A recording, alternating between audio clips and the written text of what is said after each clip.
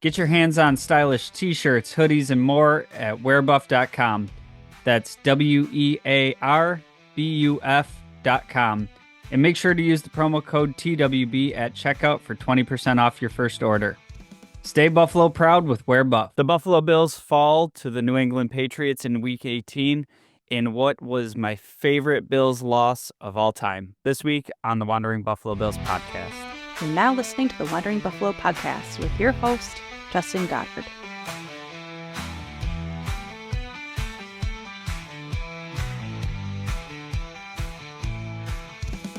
Bills Mafia, welcome into another episode of the Wandering Buffalo podcast, a show on the Buffalo FamBase podcast network. My name is Justin, and I am your host, and put a bow on the 2024 regular season. The Bills finished 13-4, obviously dropping this Week 18 game to the Patriots, and I'm not going to spend too much time on this game. It was... we all knew going into it, it was a meaningless game for the Bills. Couldn't go any higher than the 2 seed, couldn't go any lower than the 2 seed. I talked previously about, getting the chance to see some of the depth players in this game and kind of that being the most exciting part of it for me. That being said, as I kind of got through the game and see the end results and, the meaning for the Patriots, I did enjoy watching some of our depth players go out there and play. I enjoyed so much more that the Patriots, snag a meaningless win to end the season. And, immediately after the game, they fire their head coach. And one of the things for me is, if you're going to keep continuity going into the next season, beating your division opponent, who's a much better team than you in Week 18, could have some value, some carryover into the next season. But immediately after firing your coach, there's really no silver linings here. Oh, and the caveat that had they lost the game, they locked in the number 1 overall pick. Having won the game, they've moved down to, I think it's either 4 or 5. What I think is really interesting in that for me, and it being a division opponent, is they drafted Drake May last year, and I thought he's looked good this season. I think the team around him was a mess and lacking talent, and he was still able to perform well. And so with the first overall pick in a draft with, some of these big name players and Shedeur Sanders and Travis Hunter and teams needing quarterback, the Patriots were in a good spot to really be able to trade out of that spot and get a king's ransom. And now, they lose that leverage. They lose the ability to, they can still trade from that spot, don't get me wrong, but it's not they're not going to get the same haul as they could have for the first overall pick. So, on a day where the Bills lose a meaningless game and I look around the rest of the division and, immediately after the game, Patriots fire their head coach. They've lessened the value of their first round pick. You have Miami misses the playoffs. Tyreek Hill immediately after the game talking about wanting out of Miami, which, for all the Miami fans that love to make fun of the Bills for the Diggs situation, they're going to be in a very similar boat with Tyreek Hill, and they've restructured the contract. They've pushed money down the road and looking like he's going to be, trying to get out. You have the Jets, who have been a mess this season. They've already fired their coach in season. Looks like Aaron Rodgers and Devontae Adams aren't planning on being back. So just kind of as the Bills coast into the postseason in their air quotes, rebuild year as the 2 seed, just chilling. The rest of the division is going through all kinds of chaos. Now, like I said, the Patriots do have their quarterback. They didn't do much spending this season. They're going to be able to bring in a new coach. They have tons of money to spend in free agency. There's paths to these teams turning themselves around. But for how many times we've talked about Sean McDermott and Brandon Beane talking about the first step every year being to win the division, the Bills having done that 5 years in a row, and if this was our retool year and it's only going to get better from here, the other teams in the division looked kind of close, kind of last year.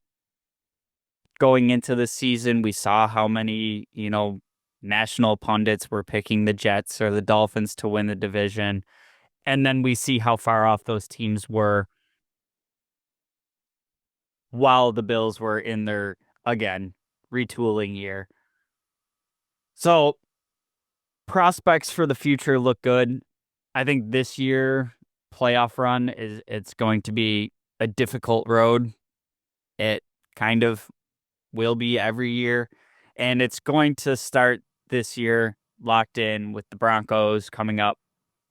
It's going to be a Sunday at 1:00 game. Absolutely love that. And, a lot of people, myself included, were kind of pulling for the Broncos to be the matchup. And for me, that wasn't rooted in the Broncos being a bad team, anything like that. It was rooted in knowing what Cincinnati is capable of on offense and, having a quarterback in Joe Burrow and T. Higgins and Jamar Chase that, you know, can go bucket for bucket with you. It was, Miami being another option. And yeah, Miami wasn't a team that strikes fear in me, but division games can be weird. It's really hard to beat a team twice in a season, let alone 3 times. We saw them in the past, kind of take us right down to the wire with freaking Skylar Thompson playing quarterback. So, always like to avoid division games in the playoffs. Now, that being said, it was it's not a matchup that I'm taking lightly. Denver has a very good defense. They have a good pass rush. Bo Nix looks like the real deal because why not? Seemingly every quarterback that comes into the league that looks like they're going to be good has to come to the AFC. It's like some sort of rule, which is frustrating. But Bo Nix looks good. They have, their speed weapon in Mims, Cortland Sutton. That big bodied receiver can win downfield. They don't have the craziest run game, but they have a capable run game. It's going. I think they're going to be a tougher matchup than a lot of people think. But, that being said, they're the 7 seed for a reason. The Bills are the 2 seed for a reason. Bills should be able to go out and handle their business. That's why we play the games, though. We'll see what happens. But kind of sticking with this New England game, talked a lot about, enjoying seeing some of the depth get a little bit more run. And, kind of some things that I'm encouraged about both now and in the future. I think that, Curtis Samuel's obviously been a disappointing free agent signing this season, and he didn't go bonkers in this game, but they were able to get the ball into his hands. He did look a little bit more explosive. I've talked about in the past, I don't care what he did through 17 regular season games. If you're able to have the offense that you've had throughout this whole season without him being a factor, and then you go into the playoffs and you're able to get impact from him, and that becomes like an X factor that you weren't really planning on at this point, sweet, that's just icing on the cake. So seeing him kind of come alive in this game a little bit. That's exciting to me. Looking at some of the depth that we saw in this game, I thought the defensive line had some bright moments. Javon Solomon is somebody that I'm excited about, at least as, a rotational contributor in this defense. He had at least 2 moments in this game where he was very close to a sack, and turns out that Joe Milton guy's pretty squirrely and hard to bring down. But seeing Solomon be effective was exciting for me in this game. And to go with him, Joe Andreessen, I mean, he's gone from just being a fun story for me to this dude looks like he can actually play. And it's not like a situation where I think he's going to take any of the starters' jobs or anything like that. But I've talked about Bale Inspector and him having his struggles while he's in the game. Caveat of that, he also can't stay healthy, and wanting to see more from Andreessen to see if it was a flash in the pan or if he might be the real deal. And he's just accumulating a sample size of being a good football player. And like it, when you get a big enough sample size, it's not a fluke anymore. He racks up the tackles. He's around the ball. When he triggers to close space, he closes it in a hurry. So that was encouraging to see. I will say Joe Milton on one side of the ball versus Mitch Trubisky and Mike White on the other side of the ball. I've been saying for years that I want the Bills to, make a semi-meaningful investment at the backup quarterback position. Try to do it through the draft somebody with traits that, maybe you can develop. And then I see Joe Milton come in and, yes, all the caveats of he's playing against second and third stringers in a meaningless game, but it looks fun. I would love to have him as my third string quarterback after that performance. I don't think the Patriots are going to let him out of the building, and if they do, there's probably going to be a team that can offer him better opportunities, if he comes available. But it was the type of performance that I would love to see, if our backup quarterbacks have to come in the game. And Bruce Nolan says it all the time, if you, in particular for the quarterback position, if you can't give me competence, give me variance. And I fully co-sign that idea. And just seeing a guy like Joe Milton, really kind of drove it home for me. The other thing that I really like seeing in this game, and I understand it happens a lot across the league, I understand there's also teams that don't do it. So for me, just seeing this organization let players go out and chase some things down. So we had Von Miller getting a sack to get himself a $1.5 million incentive bonus. Have Sean McDermott electing to punt from the plus 36-yard line, so Sam Martin can get it down inside the 20 to get himself a bonus. You let James Cook play in a meaningless game, to hit that 1,000-yard mark, gets a touchdown, and, ties O.J. Simpson for the rushing touchdowns for franchise history. There's a couple other ones in there, but I love seeing this from the organization. And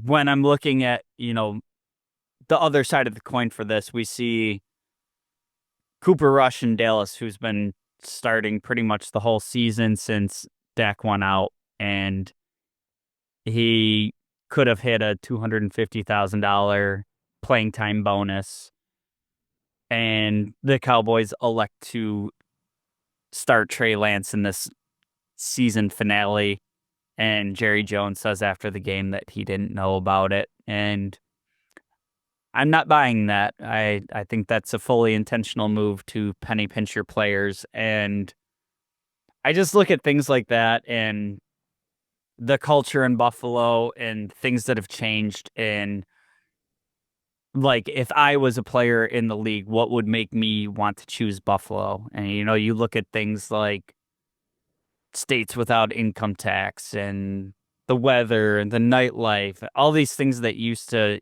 hamper players coming to Buffalo.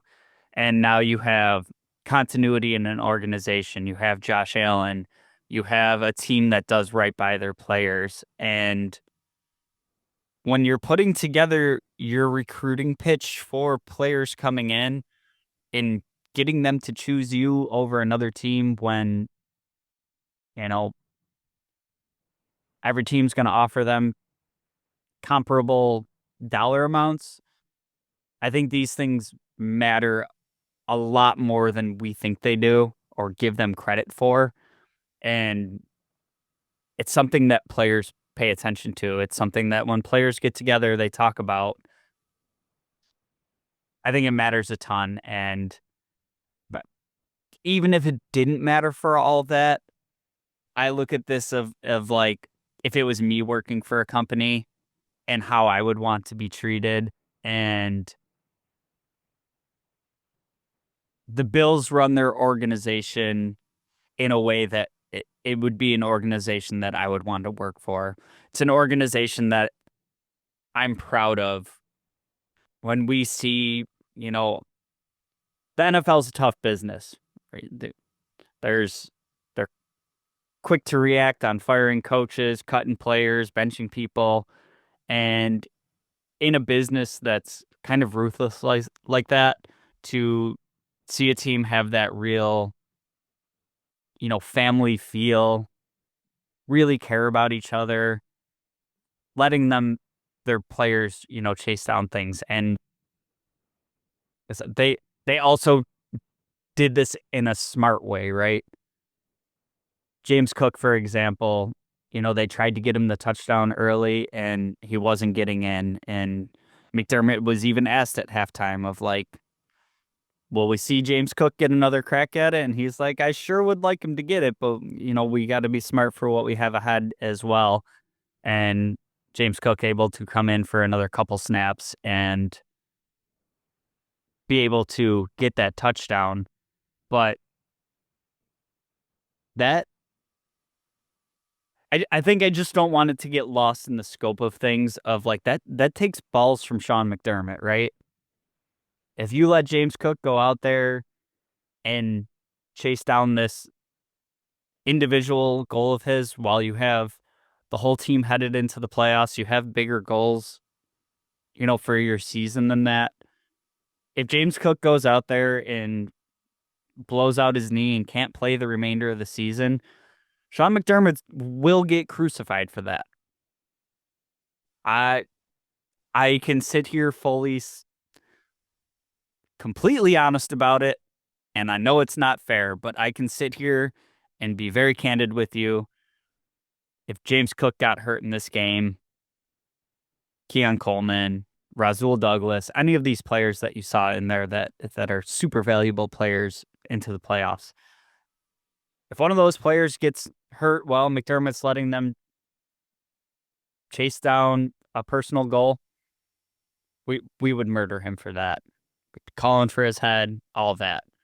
So that he kind of did it in a way where he's tiptoeing the line of being safe, being smart, and also like advocating for the players, which I love that. So that's kind of where I wanted to wrap it up for this week. A little bit of shorter episode just because I'm not going to get into the X's and O's of this meaningless game. The Bills' vanilla offense, their backup on defense. We made it to the end of the season, 13-4 in a year that we're supposed to be rebuilding. We got the Denver Broncos up next, and like I said, I don't expect this to be some sort of cupcake game. I don't expect to boat race them. I think they actually match up very well against the Bills. You've proven that you're a better team than most all season long. Just keep it going throughout the playoffs. Hopefully, when we touch base next week, we'll be talking about the Bills win and advancing in the playoffs. But until then, I do ask that if you enjoyed this episode, if you've been following me for the ride, make sure you're subscribed, like the episode, leave me a comment, tell a friend about the show, all the little things that help us out. Make sure you're checking out the website, wanderingbuff.com. We do have some new articles coming up. I'd like to welcome Mike to the team. Probably should have done that at the top of the episode. Sorry, Mike. But Mike's going to start writing for us. He's got a weekly column coming out every week. And we're just going to try to expand on the website. So make sure you're touching base there. Like I said, playoffs are going to get the scheduling gets a little weird, whatever. So make sure you're subscribed. You don't miss any episodes. But we will be coming back at you next week. Hopefully, we're talking about another Bills win and advancing through the playoffs. But until then, and as always, go Bills.